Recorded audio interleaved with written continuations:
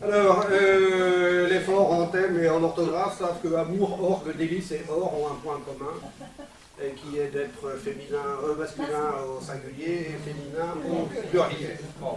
Et donc, Hervé Caille va nous parler de l'orgue ou des orgues dans les églises et chapelles de Bretagne. Alors, il est facteur d'orgue, je reprends mes notes quand même pour éviter de dire des bêtises. Voilà.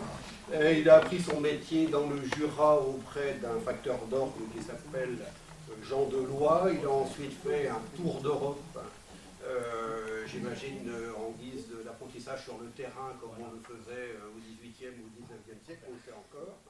Ce tour de France est devenu un tour d'Europe. Et il est revenu s'installer en Bretagne, où il a des attaches, y compris très près d'ici, j'en dirai un mot tout à l'heure. Et son travail de facteur d'orgue, enfin, je pense qu'il aura l'occasion d'en parler, mais peut se diviser en trois pôles: la création d'orgue, ou bien encore la restauration, et enfin la formation, une partie formation d'apprentis et travail pour les monuments historiques.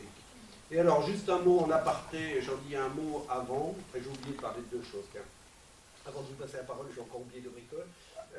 Pour rappeler que nous avons à Brest des grandes orgues à l'église de Saint-Louis qui ont souffert. Donc l'église ayant disparu, on a reconstruit l'église, on a mis des orgues tout au fond dans la tribune, et puis pas de chance, dans les années 70, les orgues ont brûlé, on a sauvé ce qui était sauvable et on a bricolé, hein, je crois que on peut dire ça, un nouvel orgue qui actuellement, donc il a 40 ans, il était fait...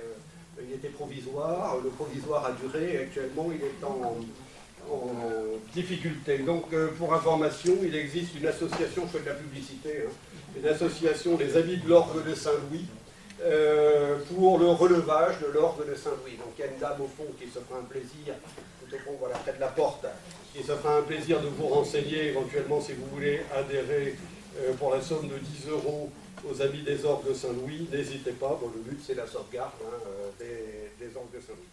Et j'ai oublié quand même, juste avant, de dire deux choses, et c'est fini. Je vous rappelle que j'ai toujours des cahiers de la Société d'Histoire et d'Archéologie de Bretagne pour la somme de 2 €.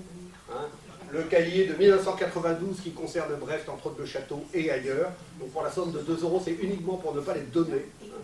Et là, en lien avec la conférence, et après je vous passe la parole, dans le cahier de l'Iroise numéro 151, pour la modique somme de 5 €, on en a à la cave, n'hésitez pas.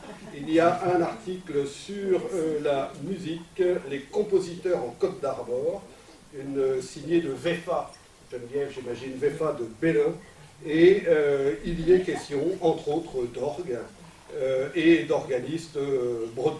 Voilà, donc je laisse la parole à notre conférencier, ça y est, donc 5 € et 2 €, vous viendrez le voir à la fin. Et donc pour à peu près une heure d'exposé.